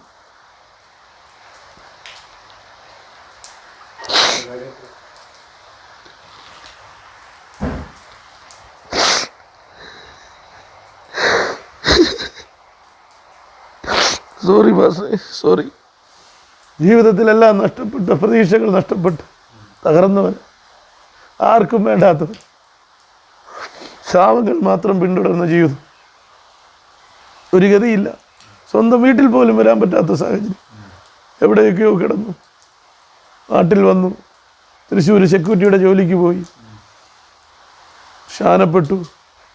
പുനലൂർ കല്ലടയാറ്റിൽ 2/4/2016 കർത്താവായ യേശു ക്രിസ്തു യോർദാൻ നദിയിൽ ചെയ്ത അതേ മാതൃകയായ വിശ്വാസ സ്നാനം സ്വീകരിച്ചു. പരിശുദ്ധാത്മാവിനിൽ വന്നു. പാപത്തെക്കുറിച്ചും നീതിയെക്കുറിച്ചും ന്യായവിധിയെക്കുറിച്ചും ബോധ്യം വരുത്തുന്ന പരിശുദ്ധാത്മാവിനിൽ വന്നു. അന്ന് വരെ ചെയ്തു കൂട്ടിയ കൊടും പാപങ്ങളെ ഓർത്ത് ഞാൻ അനുതപിച്ചു. ഞാൻ കരയാൻ തുടങ്ങി. 2 കൊരിന്ത്യർ 5:17 പറയുന്നു, ഒരുവൻ ക്രിസ്തുവിലായാൽ അവൻ പുതിയ സൃഷ്ടിയാണ്. ഞാൻ ചെയ്തു കൂട്ടിയ കടുത്ത പാപത്തെക്കുറിച്ച് ഓർത്ത് കരഞ്ഞ് ഞാൻ ഇളമ്പൽ വന്നിട്ട് എൻ്റെ അയൽപക്കങ്ങളെ, ഞാൻ വേദനിപ്പിച്ച ക്രിസ്ത്യാനികളെ, അവരുടെ വീടുകളിൽ പോയി ഞാൻ അവരോട് മാപ്പ് പറഞ്ഞു. അവരെല്ലാം കരഞ്ഞു. എൻ്റെ ജീവിതം സമൂലമായി മാറി. എന്നെ കാണുന്നവർക്ക് ഞാനൊരു അത്ഭുതമായി മാറി. 1 രൂപ മുടക്കാതെ എൻ്റെ മദ്യപാനത്തിൻ്റെ ആസക്തി, എൻ്റെ പുകവലി, എൻ്റെ ചീത്തവിളി, ഞാൻ തന്നെ വിചാരിച്ചുകൊണ്ട് ഇങ്ങനെ ഈ ചീത്തവിളി നിർത്താൻ കഴിയുമെന്ന്. യേശു ക്രിസ്തു എന്ന സ്നേഹം, ലോകത്തിൻ്റെ വെളിച്ചമാകുന്നവൻ എൻ്റെ ഉള്ളിലേക്ക് വന്നപ്പോൾ പാപമെന്ന് ഇരുട്ട് മാറി. ഞാനൊരു പുതിയ മനുഷ്യനായി. എന്നെ കാണുന്നവർക്ക് ഞാനൊരു അത്ഭുതമായി. ABCD ബൈബിളിനെ കുറിച്ച് അറിയാതിരുന്ന ഞാൻ ബൈബിൾ വായിക്കാൻ തുടങ്ങി. സത്യം എനിക്ക് മനസ്സിലായി. മരണം കൊണ്ട് അവസാനിക്കുന്നതല്ല ഈ ലോക ജീവിതം. മരണത്തിനപ്പുറമായൊരു ജീവിതമുണ്ട്. അത് യേശു ക്രിസ്തുവിനോടൊപ്പമുള്ളതാണെങ്കിൽ സന്തോഷമാണ്. യേശു ക്രിസ്തു ഇല്ലാത്ത ജീവിതം ശൂന്യമാണ്, നിരർത്ഥകമാണ്. യേശുവിനെ രക്ഷകനും കർത്താവുമായിട്ട് സ്വീകരിക്കാതെ ആയിരുന്നു ഞാൻ ഈ ലോകത്തിൽ നിന്ന് മരണമെന്ന യാഥാർത്ഥ്യത്തിലൂടെ കടന്നുപോയിരുന്നെങ്കിൽ നിത്യനരകത്തിൽ പ്രഥമസ്ഥാനീയനായി ആ കെടാത്ത തീയും ചാകാത്ത പുഴുവിലും കിടക്കേണ്ട ഒരുവനായിരുന്നു ഞാൻ. എൻ്റെ ജീവിതം മാറി. ഞാൻ കരയാൻ തുടങ്ങി. ഞാൻ പ്രാർത്ഥനയ്ക്ക് കടന്നുപോയി. ഞാൻ ഉപവാസം ഇരിക്കാൻ തുടങ്ങി. ഉപവാസം ഇരുന്ന സമയത്ത് എൻ്റെ ഉള്ളിൽ നിന്ന് ഒരുപക്ഷെ പ്രേക്ഷകർക്ക് അവിശ്വാസമായി തോന്നാം. ഈ സമയത്ത് ഭാര്യയുടെ അവസ്ഥ എന്തായിരുന്നു? ഭാര്യ ഭയങ്കര എതിരായിരുന്നു. ശക്തമായ എതിരുണ്ടായി. എൻ്റെ ജീവിതത്തിൽ ഭയങ്കര പ്രതിസന്ധികളുണ്ടായി. എന്നെ വീട്ടിൽ നിന്ന് പുറത്താക്കി, പടിയടച്ച് പിണ്ഡം വെച്ചു. അനേക കിടക്കാൻ ഇടമില്ല. 10 രൂപ എടുക്കാനിടയില്ല. എനിക്ക് ആ ഒരു പൈസയ്ക്ക് വേണ്ടിയല്ല ഞാനിത് പറയുന്നത്. 10 രൂപ എടുക്കാനില്ല. ഒരു വീട് വാടകയ്ക്ക് എടുക്കാൻ നിവൃത്തിയില്ല. വീട്ടിൽ നിന്ന് പുറത്താക്കി. ഞാൻ അനേക എൻ്റെ കൂട്ടുകാർ വിശ്വാസികളുടെ വീടുകളിൽ കിടന്നു. അനേക ചർച്ചകളിൽ ഞാൻ കിടന്നു. എന്നെ പാസ്റ്റർ ജോൺസൺ പാസ്റ്റർ കുറേ നാളുകൾ എന്നെ സംരക്ഷിച്ചു. പക്ഷേ ഞാനൊരു പുരുഷൻ എന്നുള്ള നിലയിൽ ഒത്തിരി പരിമിതികളുണ്ടല്ലോ. അവിടെയും കുടുംബക്കാരൊക്കെ ഉള്ളത് കൊണ്ടും ബാത്റൂമിൽ പോകാനുള്ള സൗകര്യക്കുറവും മറ്റു പല വിഷയങ്ങളും ഉണ്ടായി. ഇങ്ങനെ ഞാൻ കേരളം മുഴുവനും ഇങ്ങനെ അലഞ്ഞു നടന്നു. വീട്ടിൽ നിന്ന് പുറത്താക്കി. ഭയങ്കര വിഷയങ്ങൾ എൻ്റെ ജീവിതത്തിലുണ്ടായി. ഞാൻ ഒറ്റപ്പെട്ടു പാസ്റ്റേ, ആകെ ഒറ്റപ്പെട്ടു. ജീവിതത്തിൽ ഇതുപോലെയുള്ള പ്രതിസന്ധികൾ, ക്രിസ്തുവിനെ സ്വീകരിച്ചതിൻ്റെ പേരിൽ നിന്ദകൾ, പരിഹാസങ്ങൾ, അപമാനങ്ങൾ, ജീവന് പോലും ഭീഷണിയാകുന്ന ഒത്തിരി പ്രവൃത്തികൾ എൻ്റെ ജീവിതത്തിലുണ്ടായി. പക്ഷേ കർത്താവ് എന്നെ സംരക്ഷിച്ചു. എൻ്റെ രോമത്തിൽ പോലും തൊടാൻ ആരെയും അനുവദിച്ചില്ല. ഫോണിൽ കൂടെ നിരന്തരം ഭീഷണികളുണ്ട്, തെറികളുണ്ട്. കഴിക്കുന്ന ആഹാരത്തിൽ വിഷം കലക്കി തന്നിട്ടും ഞാൻ ജീവിച്ചിരിക്കുന്നില്ലേ? സ്തോത്രം. ഇതൊക്കെ പലർക്കും അവിശ്വസനീയമായി തോന്നും. എൻ്റെ ജീവിതത്തിൽ അത്ഭുതങ്ങൾ കാണാൻ തുടങ്ങി. എൻ്റെ കൈവിഷമെന്ന എൻ്റെ ഉള്ളിൽ നിന്ന് ആ സാധനം ഛർദ്ദിച്ച് പുറത്തുപോയി. പരിശുദ്ധാത്മാവിനാൽ ഞാൻ നിറയപ്പെട്ടു. ആ അസാധാരണമായ സ്വർഗീയ ദർശനങ്ങളെ എന്നെ കാണിക്കാൻ തുടങ്ങി. എന്നെ കവലകളിൽ നിർത്തി കർത്താവ് പ്രസവിപ്പിക്കാൻ തുടങ്ങി. ABCD അറിയാതിരുന്ന, അന്തർമുഖനായിരുന്ന, ഒരു പബ്ലിക്കിൻ്റെ മുമ്പിൽ നിൽക്കാൻ യാതൊരു ധൈര്യമില്ലായിരുന്ന എന്നെ അവിടുത്തെ പുനരുദ്ധാനത്തിൻ്റെ ശക്തിയാൽ നിറച്ചു. കവലകളിൽ നിന്നുകൊണ്ട് മറ്റൊരുത്തരിലും രക്ഷയില്ല. നാം രക്ഷിക്കപ്പെടുവാൻ ആകാശത്തിൻ്റെ കീഴിൽ മനുഷ്യരുടെ നൽകപ്പെട്ട നാമം യേശു ക്രിസ്തു എന്ന ഏകനാമമെന്ന് പറയാൻ കർത്താവ് എന്നെ ശക്തിപ്പെടുത്തി. എൻ്റെ ചരിത്രം മാറി, എൻ്റെ ജീവിതം മാറി. എൻ്റെ അമ്മയ്ക്ക് നല്ലൊരു മകനെ കിട്ടി, എൻ്റെ ഭാര്യയ്ക്ക് നല്ലൊരു ഭർത്താവിനെ കിട്ടി. എൻ്റെ സമൂഹം തിരസ്കരിച്ചിരുന്നവരുടെ മുമ്പിൽ ഇന്ന് പലരും പറയും, നീ അങ്ങനെ പോയത് നന്നായി, നീ രക്ഷപ്പെട്ടു. നിന്റെ കൂടെ നടന്ന പലരും ഇന്ന് ആത്മഹത്യ ചെയ്തും നിത്യരോഗികളായി കരൾ പോലും തകർന്ന് നടക്കുമ്പോൾ നീ സ്വീകരിച്ച മാർഗം നല്ലതാണ് മകനെ എന്ന് പറയുന്നത് എൻ്റെ കാതുകൊണ്ട് കേൾക്കാൻ സാധിച്ചു. അതിനപ്പുറമായി കർത്താവായ യേശു ക്രിസ്തുവിൻ്റെ സ്നേഹം രുചിച്ചറിയുവാൻ, കർത്താവായ യേശു ക്രിസ്തുവിൻ്റെ സ്നേഹമസൃണമായ ശബ്ദം എൻ്റെ കാതുകളിൽ ഒരിക്കൽ ഞാൻ കിടന്നുറങ്ങുമ്പോൾ ഒരു പ്രഭാതത്തിൽ ഒരു ശബ്ദം കേട്ട് ഞാൻ ഞെട്ടി ഉണർന്നു. കുഞ്ഞേ മകനെ എന്നുള്ള യേശു അപ്പച്ചൻ്റെ ആ മൃദുസ്വരം കേട്ട് ഞാൻ ഞെട്ടി ഉണർന്നു. മനുഷ്യൻ്റെ ബുദ്ധിക്ക് അതീതമായി, ആശ്ചര്യമായി, കത്തിജ്വലിക്കുന്ന അഗ്നിജാലയായി. അതായത് നമ്മൾ പുറപ്പാട് പുസ്തകത്തിൽ മോശ എന്ന ദൈവപുരുഷന് മുൾപ്പിടർപ്പിൽ കത്തിയ തീജ്വാലയായി, ഉൾപ്പിടർപ്പ് കത്തിപ്പോകാത്ത ഒരു തീജ്വാലയായി എൻ്റെ ഭാര്യ വീട്ടിലെ സാന്നിധ്യം ഇറങ്ങി വന്നു. എൻ്റെ അമ്മ കണ്ടു, എൻ്റെ ഭാര്യയുടെ അച്ഛനും ഭാര്യയുടെ അമ്മയും കണ്ടു. കുറച്ചു നേരം ആ തീ കത്തി, പിന്നത് അപ്രത്യക്ഷമായി. ഇങ്ങനെ അസാധാരണമായ വലിയ പ്രവൃത്തികൾ എൻ്റെ ജീവിതത്തിലുണ്ടായി. എൻ്റെ ജീവിതത്തിൽ കർത്താവ് എന്നോട് അടുത്ത് വന്ന് സംസാരിച്ചു, എന്നെ ബലപ്പെടുത്തി. ആ ദിവ്യമായ സ്നേഹത്താൽ എന്നെ നിറച്ചു. എൻ്റെ പാപം മുഴുവനും ക്ഷമിച്ച് ആ കാൽവരിയിലെ തിരുരക്തത്താൽ എന്നെ കഴുകി എന്നെ ഒരു ദൈവവൈതലാക്കി, പ്രത്യാശയുള്ളവനാക്കി, പ്രതീക്ഷാ നിർഭരമായ ഒരു ജീവിതം നയിക്കാൻ. എത്രാമത്തെ വയസ്സിലായി സംഭവം? ഇത് 38ാമത്തെ വയസ്സിലാണ് ഈ സംഭവം. ഇന്നിപ്പോൾ 7 വർഷമായി, ദൈവ കൃപയാൽ 7 വർഷമായി ഞാൻ വിശ്വാസ ജീവിതത്തിലായിരിക്കുന്നു. കഴിഞ്ഞ 5 വർഷമായി ആയിരക്കണക്കിന് എണ്ണമില്ലാതെ കവലകൾ, ലക്ഷമീട് കോളനികൾ, എസ്റ്റേറ്റ് ലയങ്ങൾ, ട്രൈബൽ ഏരിയകൾ, 10,000-കണക്കിന് ലക്ഷക്കണക്കിന് ട്രാക്റ്റുകൾ, ആയിരക്കണക്കിന് ബൈബിളുകൾ കൊടുക്കാൻ, അനേകരെ രക്ഷയിലേക്ക് നയിക്കുവാൻ ദൈവകൃപയാൽ സാധിച്ചു കൊണ്ടിരിക്കുന്നു. ഒന്നിനും ഞാൻ യോഗ്യനല്ലായിരുന്നു. എല്ലാം കർത്താവ് യേശു ക്രിസ്തുവിൻ്റെ കൃപ ഒന്നുകൊണ്ട് മാത്രം. അവിടുത്തെ നാമം എന്നും എപ്പോഴും മഹത്വപ്പെടുമാറാകട്ടെ. Price the Lord. വീട്ടിൽ ആരൊക്കെ ഈ വിശ്വാസത്തിലേക്ക് വന്നു? വീട്ടിൽ എൻ്റെ അമ്മ ഈ രക്ഷയുടെ മാർഗത്തിലാണ്. എൻ്റെ അമ്മ 70ാമത്തെ വയസ്സിൽ ഈ രക്ഷയുടെ മാർഗം എൻ്റെ അമ്മ സ്വീകരിച്ചു. യേശു ക്രിസ്തുവിനെ രക്ഷകനും കർത്താവുമായി സ്വീകരിച്ചു. എന്നോടൊപ്പമുണ്ട്. അമ്മ രോഗിയാണ്, ശാരീരികമായി ഒത്തിരി ദുർബലമായിരിക്കുന്നു. 2 വീഴ്ച അടുപ്പിച്ചടുപ്പിച്ചുണ്ടായി. അങ്ങനെ പോകുന്നു. എന്നാലും കർത്താവ് എൻ്റെ അമ്മയും നടത്തുന്നു. പ്രത്യാശയോടെ ആയിരിക്കുന്നു. വിശ്വാസ സ്നാനം എൻ്റെ അമ്മയും സ്വീകരിച്ചതാണ്. ഭാര്യ ഗൾഫിൽ വെച്ച് രക്ഷിക്കപ്പെട്ടതാണ്. പ്രാർത്ഥിച്ചു കൊണ്ടിരിക്കുന്നു. നമ്മൾ ആരെയും നിർബന്ധിക്കുന്നില്ല. ദൈവസ്നേഹം അവരെയും ദൈവസ്നേഹത്തിൽ അവരും വരും. ഇപ്പോൾ ബ്രദറിന്റെ പ്രവർത്തനം ഏത് രീതിയിലാണ്? ബ്രദറിന്റെ പ്രവർത്തനം ഇപ്പോൾ പ്രവർത്തനം കൂടുതലായും കോൺസെൻട്രേറ്റ് ചെയ്യുന്നത് പരസ്യയോഗ പ്രവർത്തനങ്ങളാണ്.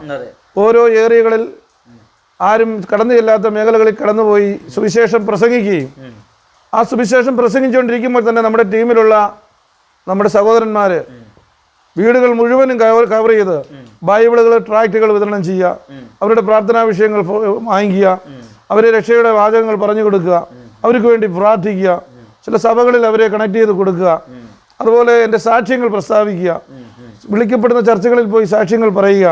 ഇങ്ങനെ മദ്യപാനികൾ, തകർന്നവർ, ഇങ്ങനെയുള്ള അനേകരുടെ അടുക്കളയിലേക്ക് പോയിട്ടുള്ള പ്രവർത്തനമാണ് ഇപ്പോൾ ചെയ്തുകൊണ്ടിരിക്കുന്നത്. സ്തോത്രം. ദൈവകൃപയാൽ ഇന്നുവരെ അത് നടന്നുകൊണ്ടിരിക്കുന്നു. 7 വർഷമായി വിശ്വാസ ജീവിതത്തിൽ. കഴിഞ്ഞ 5 വർഷമായി പൂർണ്ണമായും കവലപ്രസംഗമായിട്ടാണ് കർത്താവിനെ നടത്തിയത്. ഈ സുവിശേഷ പ്രസംഗമായിട്ട് ഏതെല്ലാം സ്ഥലങ്ങളിൽ പോയിട്ടുണ്ട്? ഞാൻ കടന്നു പോയിട്ടുള്ളത് കേരളത്തിൻ്റെ കോട്ടയം ജില്ല, കൊല്ലം ജില്ലയുടെ മിക്കവാറും ഭാഗങ്ങൾ, ഇടുക്കി കേന്ദ്രീകരിച്ച് പ്രവർത്തിച്ചിട്ടുണ്ട്, വയനാട്ടിൽ പോയിട്ടുണ്ട്. ഇപ്പോഴും കേരളം മുഴുവനും പ്രോഗ്രാം ചെയ്യാനുള്ള ഒരു പ്ലാനിംഗ് ഉണ്ട്. പക്ഷേ എൻ്റെ അമ്മ സുഖമില്ലാതിരിക്കുന്നത് കൊണ്ട് ചില സാങ്കേതിക തടസ്സങ്ങളുണ്ട്. ഞാൻ അതിനു വേണ്ടി പ്ലാൻ ചെയ്തുകൊണ്ടിരിക്കുകയാണ്. ബ്രദറിന് ഈ സ്ഥലവും വീടുകളൊക്കെ വിറ്റുപോയി എന്ന് പറഞ്ഞു. അതെ. ഇപ്പോൾ എങ്ങനെയാണ്? ഇപ്പോൾ എൻ്റെ അവസ്ഥ ഞാൻ പറയാം. എല്ലാം വിറ്റുപോയ സമയത്ത് ഒരു 10 വർഷം മുമ്പ് ഒരു 10 സെന്റ് സ്ഥലം അന്ന് വില കുറച്ച് കിട്ടിയപ്പോൾ എൻ്റെ ഭാര്യ വീടിൻ്റെ അടുത്ത് വാങ്ങിച്ചായിരുന്നു.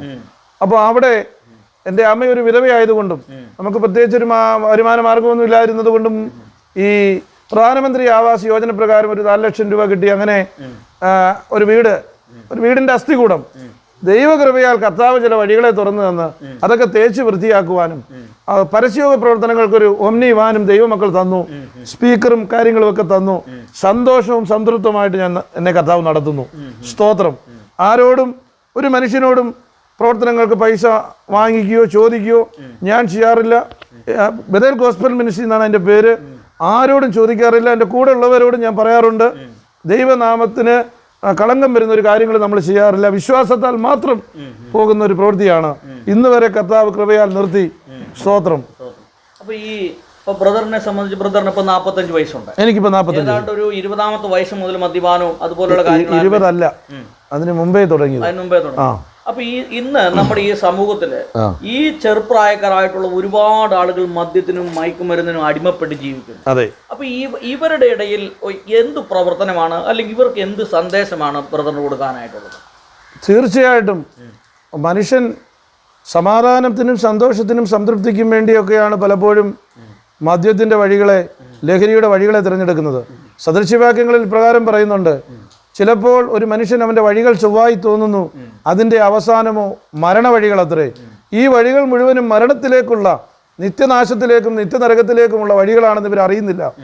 ഈ വഴികളൊക്കെ നൈമിഷികമാണ്. ഇതൊക്കെ പണമുള്ളപ്പോൾ എല്ലാവരും കൂടെ കാണും. ആരോഗ്യത്തെ നശിപ്പിക്കുന്ന, നമ്മുടെ ആത്മാവിനെ തന്നെ നശിപ്പിക്കുന്ന, ആത്മഹത്യ ചെയ്യിക്കുന്ന ഒരു സ്വഭാവ സവിശേഷതകളാണ് മദ്യത്തിൻ്റെ ലഹരിയുടെയും വഴികൾ.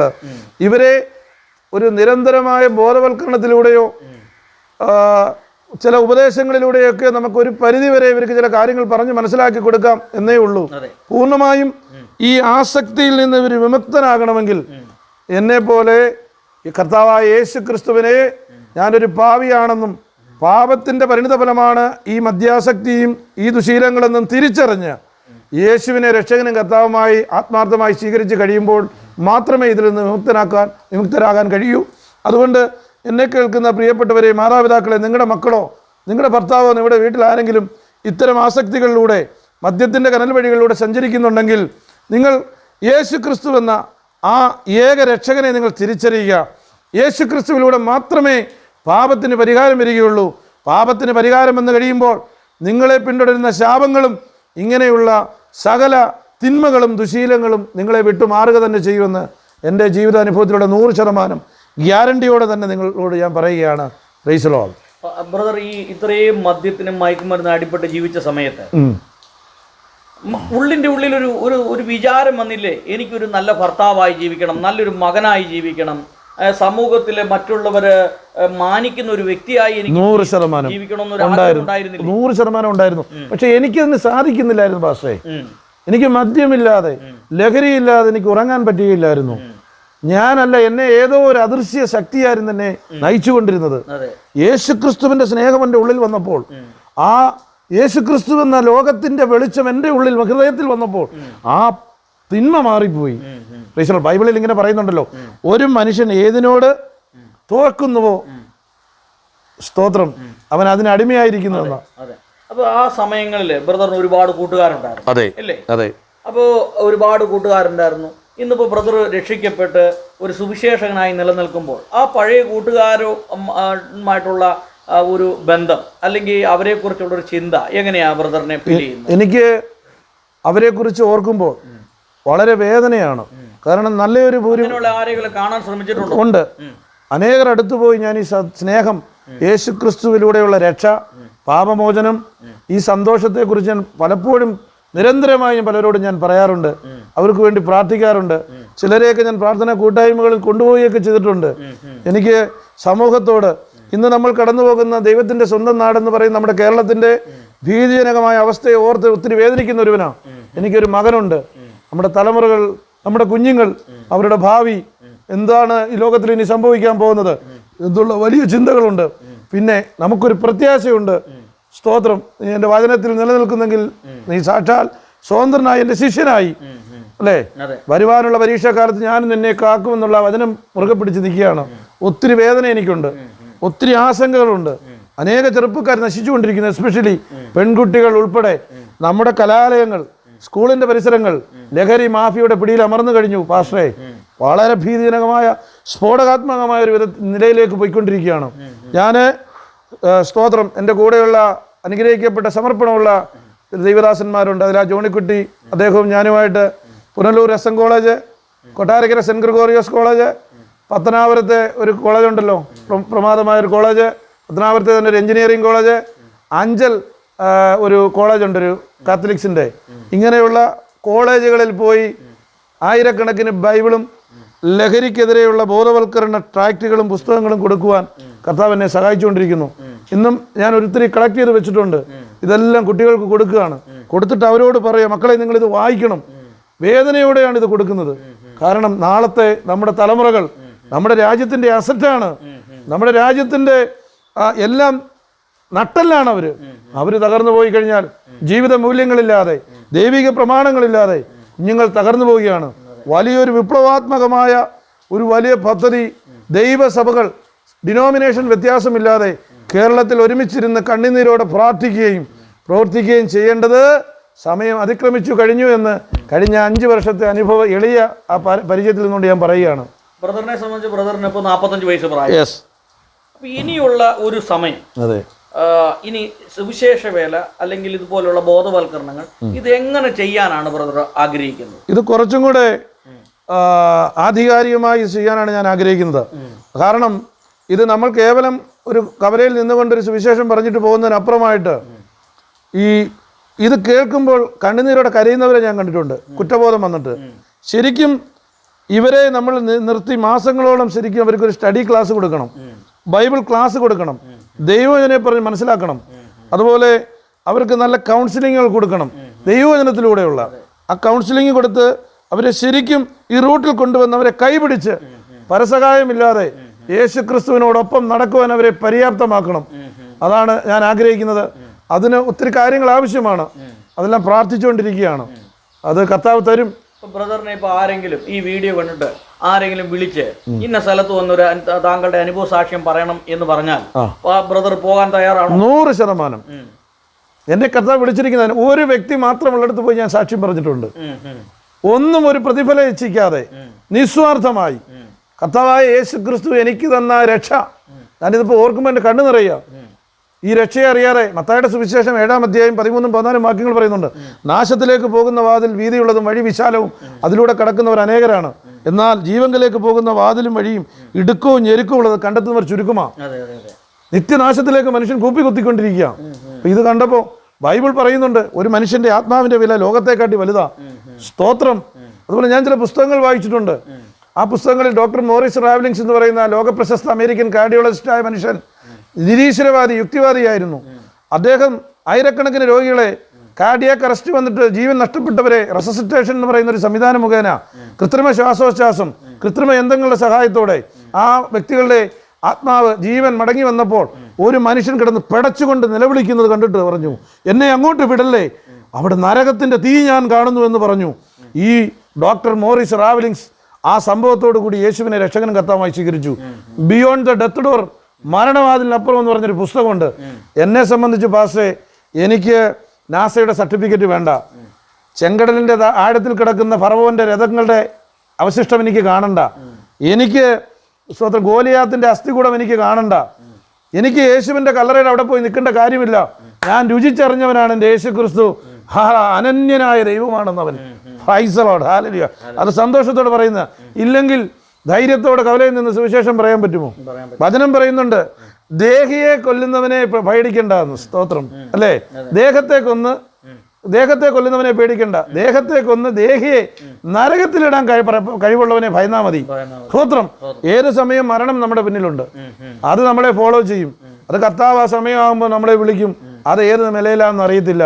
പക്ഷേ അവസാനത്തോളം സ്തോത്രം കർത്താവിന് വേണ്ടി നിന്ന് ഈ സത്യം അനേകരോട് പറഞ്ഞ് സ്തോത്രം ഞാനും എൻ്റെ കുടുംബവും എന്നിലൂടെ ആ സുവിശേഷം കേൾക്കുന്ന ജനലക്ഷങ്ങളും ആ നിത്യസൗഭാഗ്യത്തിൽ എത്തുവാൻ ഇടയാകണമെന്ന് പ്രാർത്ഥിച്ചുകൊണ്ടിരിക്കുക. ദിവസങ്ങളിലെ നമ്മുടെ സമൂഹം അനുഭവിക്കുന്ന വലിയൊരു പ്രശ്നമാണ്, ഒരുപാട് ആളുകൾക്ക് പ്രാർത്ഥന വേണം. അതെ, അതായത് നിരന്തരമായിട്ട് ആളുകൾ എന്നെ വിളിക്കാറുണ്ട്. ഞാൻ നമ്മുടെ പല പാസ് സ്റ്റേഷനെയും നമ്പർ പരിചയപ്പെടുത്തി കൊടുക്കാം. ഇപ്പൊ ഈ വീഡിയോ ഒക്കെ കണ്ടിട്ട് ചില ആളുകൾക്ക് ബ്രദറിനെ കൊണ്ടൊന്ന് പ്രാർത്ഥിപ്പിക്കണം എന്ന് ആഗ്രഹമുണ്ടെങ്കിൽ അവർ ഫോൺ വിളിച്ചു കഴിഞ്ഞാൽ ബ്രദർ അവർക്ക് വേണ്ടി പ്രാർത്ഥിക്കാൻ തയ്യാറാണ്. ഞാൻ പ്രാർത്ഥിക്കാൻ തയ്യാറാണ്. ഞാൻ കടപ്പെട്ടവനാണ്. ഞാൻ ആത്മാർത്ഥമായി പ്രാർത്ഥിക്കും. പിന്നെ എൻ്റെ ഒരു പ്രത്യേകത, ഞാൻ പുകഴ്ത്തി പറയുകയല്ല, എന്നെ കർത്താവ് പല ദർശനങ്ങളും പല സ്വപ്നങ്ങളും ഒക്കെ കാണിച്ചിട്ടുണ്ട്. ഇല്ലാത്ത കാര്യങ്ങൾ ഞാൻ പറയാറില്ല. ഏത് മനുഷ്യനാണെങ്കിലും ജാതി മത വർഗ വർണ്ണ വ്യത്യാസമെന്നേ മനുഷ്യത്വം എന്ന കണ്ണാടിയിലൂടെ നോക്കുവാൻ എന്നെ പഠിപ്പിച്ചത് യേശുക്രിസ്തുവിൻ്റെ സ്നേഹമാണ്. ഏത് മനുഷ്യന് വേണ്ടി ഞാൻ പ്രാർത്ഥിക്കും. സ്തോത്രം. ചില കാര്യങ്ങൾ ഞാൻ തുറന്നു പറയാറില്ല. അത് അങ്ങനെയാണ് ബൈബിൾ പഠിപ്പിക്കുന്നത്. ഈ ബ്രദറിനെ കുറിച്ച് പറയുമ്പോൾ ഇദ്ദേഹം ഹൈന്ദവ പശ്ചാത്തലത്തിൽ നായർ കുടുംബത്തിൽ ജനിച്ചു വളർന്നപ്പെട്ടയാളാണ്. ഇദ്ദേഹം അതിൻ്റെ ആദ്യത്തെ വീഡിയോയിൽ തന്നെ സംഭാഷണത്തിൽ തന്നെ എന്നോട് പറഞ്ഞു, ഞാൻ ഏത് വിഭാഗത്തിൽ ജനിച്ചതാണ് എന്നൊന്നും പറയണ്ട, സാമൂഹ്യമായിട്ട് ചിന്തിക്കുമ്പോൾ നായർ വിഭാഗം എന്ന് പറഞ്ഞ ഒരു ഉയർന്ന വിഭാഗത്തിൽപ്പെട്ടയാളാണ്, എനിക്ക് ആ പേരോ പ്രശസ്തിയോ ഒന്നും വേണ്ട. അങ്ങനെയല്ലേ ബ്രദർ? എനിക്ക് വേണ്ട. ഞാൻ എൻ്റെ പേര് തന്നെ കട്ട് ചെയ്ത് കളഞ്ഞു. എൻ്റെ ഇവാഞ്ചലിസ്റ്റ് ഉണ്ണികൃഷ്ണൻ മാത്രമാണ് എൻ്റെ പേര്.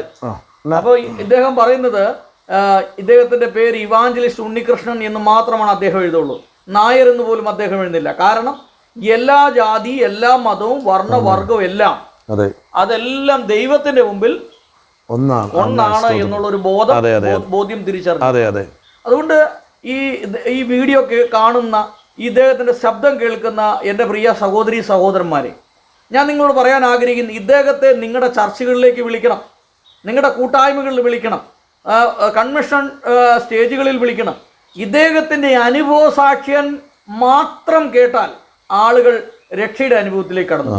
കാരണം ഇതൊന്നും ആരും പറഞ്ഞു പറയിപ്പിക്കുന്ന കാര്യങ്ങളല്ല. ഇതൊക്കെ ഇദ്ദേഹത്തിന്റെ ജീവിതത്തിലെ അനുഭവവുമായി ബന്ധപ്പെട്ട കാര്യങ്ങളാണ്. നമുക്ക് സുവിശേഷം പ്രസംഗിക്കാം, ആളുകൾ കേൾക്കുന്നു. എന്നാൽ അനുഭവ സാക്ഷ്യം ആളുകൾ കേൾക്കുമ്പോൾ കൂടുതൽ വിശ്വാസത്തിലേക്ക് വരാനായിട്ട് ഒരു ഇതുണ്ട്. ഇദ്ദേഹത്തെ പോലെയുള്ള ആളുകളെയൊക്കെ ചെറുപ്പക്കാരുടെ ഇടയിൽ അതിശക്തമായി ഉപയോഗിക്കാനായിട്ട് സാധിക്കും. കാരണം എന്താണ്? മദ്യത്തിൻ്റെയും മയക്കുമരുന്നിൻ്റെയും ഒക്കെ ഉള്ള ആ ദൂഷ്യവശങ്ങളെക്കുറിച്ച് മറ്റുള്ളവർക്ക് പറഞ്ഞു കൊടുക്കാനും, അതുമാത്രമല്ല ഒരു വീട്ടിൽ ഒരു നല്ല മകനായി ജീവിക്കാൻ പറ്റാതെ പോയതിൻ്റെ ഒരു വലിയ ദുഃഖം, അപ്പൻ്റെ മുമ്പിൽ ഒരു നല്ല മകനായി ജീവിക്കാൻ കഴിഞ്ഞില്ല, ആ ഒരു ദുഃഖം ഉണ്ട്. അതുപോലെ തന്നെ നല്ലൊരു ഭർത്താവായി ജീവിക്കാൻ കഴിഞ്ഞില്ല, സമൂഹത്തിൽ നല്ലൊരു അയൽവക്കംകാരനായി ജീവിക്കാൻ കഴിഞ്ഞില്ല, അതുപോലെ നല്ലൊരു സംഘടനാ നേതാവായി ജീവിക്കാൻ കഴിഞ്ഞില്ല. തൻ്റെ 20 വയസ്സ് മുതലുള്ള ആ കാലഘട്ടം, 20 വയസ്സ് മുതലുള്ള ആ കാലഘട്ടത്തിൽ നോക്കുമ്പോൾ 20 വർഷം ഇദ്ദേഹം നഷ്ടപ്പെടുത്തി കളഞ്ഞു. അപ്പം അതിന്റെ കാരണം എന്താണ്? വാസ്തവമായി കർത്താവിനെ അറിയാൻ പറ്റിയില്ല എന്നുള്ളതാണ്, അല്ലേ? ആരും അതിനൊരു മുഖാന്തരം ഒരുക്കി തന്നില്ല. അപ്പൊ അങ്ങനെയുള്ള ഒരു സാഹചര്യത്തിൽ ഇദ്ദേഹത്തെ പോലുള്ള ആളുകളെ നിങ്ങൾ വിളിക്കണം. ഏത് സ്ഥലത്തും വന്ന് സുവിശേഷം പ്രസംഗിക്കാനും തൻ്റെ അനുഭവം ചങ്കൂറ്റത്തോടുകൂടെ ഏത് കവലകളിൽ നിന്നും റോഡുകളിൽ നിന്നും വഴിവക്കുകളിൽ നിന്നും ഒരു വ്യക്തിയോടാണെങ്കിൽ പോലും പറയുവാൻ ചങ്കൂറ്റമുണ്ട്, അല്ലേ? യാതൊരു പേടിയില്ല. അങ്ങനെ ഇത്രയും ചങ്കൂറ്റമുള്ള, ധൈര്യമുള്ള, സുവിശേഷം പ്രസംഗിക്കാൻ കഴിവുള്ള ഈ ഇദ്ദേഹത്തെ പോലുള്ള ആളുകളെയൊക്കെ നിങ്ങൾ ഉപയോഗിക്കണമെന്നാണ് എനിക്ക് നിങ്ങളോട് പറയുവാനായിട്ടുള്ളത്. അപ്പോൾ ബ്രദറിന്റെ ജീവിതത്തിൽ ഇത്രയും ദൈവം ആ ബ്രദറിനെ അനുഗ്രഹിച്ചു, സഹായിച്ചു. വലിയ സന്തോഷത്തോടു കൂടിയാണ് ഇപ്പം ജീവിക്കുന്നത്, അല്ലേ? 100%.